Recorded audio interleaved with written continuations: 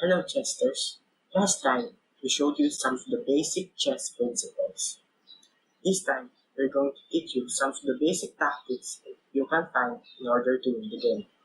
The tactics that we'll be covering in this video are called forks. Forks happen when you move a piece in order to attack multiple pieces at once, like this knight moving to d6, attacking the queen, the king, and the two rooks, which results in winning the queen after the queen moves. A fork can be done with any piece. For example, this is called a pawn fork, which attacks both the knight and the bishop. This one is called a knight fork, which attacks the queen and the rook. It can also be done from the other side of the board when the knight is here and it goes here to attack the rook and the king to win the rook when the queen is not here. A rook fork happens when a rook moves to a square which attacks two pieces in the same rank or file, which in this case, when the move rooks to d3, it attacks the king and the bishop, resulting in winning the bishop when the king moves. A bishop fork happens when two pieces are on the same diagonal as the bishop when it moves. For example, this bishop moving to d5 attacks the rook and the king, resulting in winning the rook after the king moves. The queen is a very powerful piece because you can do a lot of forks with it, like this. Moving the queen to b8 allows the queen to fork the king, the rook, and the bishop, winning a rook when the king moves. Last but not the least, the king can also fork, like this.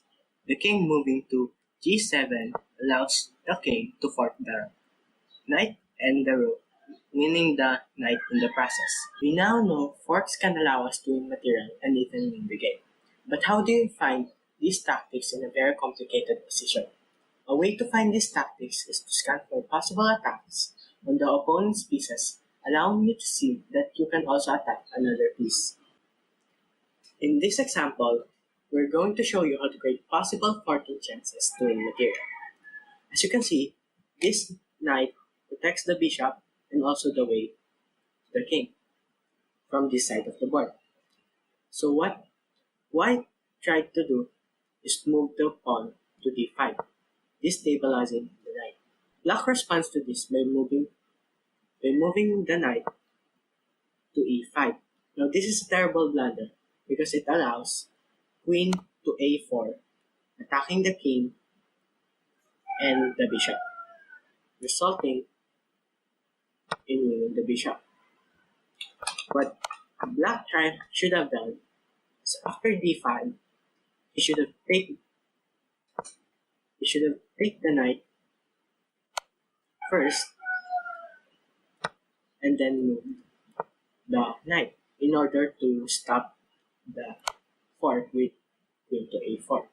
You can see in this example, most of the chances of forking materials results in destabilizing their protectors and also opening the way for possible forks. Forks are great weapons, but we have to think what our opponents can do after we fork them. If we are not forking the king, the opponent may be able to check our king to get away, or they can even ignore it to provide a much larger threat than winning material. In this example, we can see that white can fork the knight and the queen with the move d5. But this loses completely because black can move the queen to h6, checking the king, and after the king moves, mate.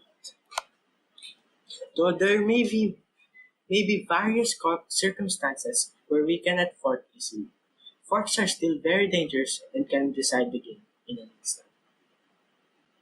Now we know that forks are very dangerous, but how can we avoid them or stop them? We can do this by checking for possible attacks, but sometimes it happens when we move a square where it can be forked. In this example, as you can see, black is threatening to capture on c2, forking the rook and the king. There are two ways to stop this. One is to protect the square by moving the knight to a3, which protects the square from the knight. Another thing is to possibly is to move the piece that can before. However, in this position, we can only move the king, and we do not want to move the king. So it is more likely that the greater solution is possibly for putting the knight on a3, or maybe even blocking with the bishop.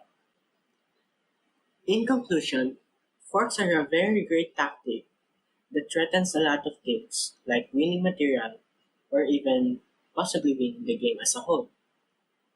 And as time passes and as our experience in playing chess grow, we can find these tactics more easily and naturally.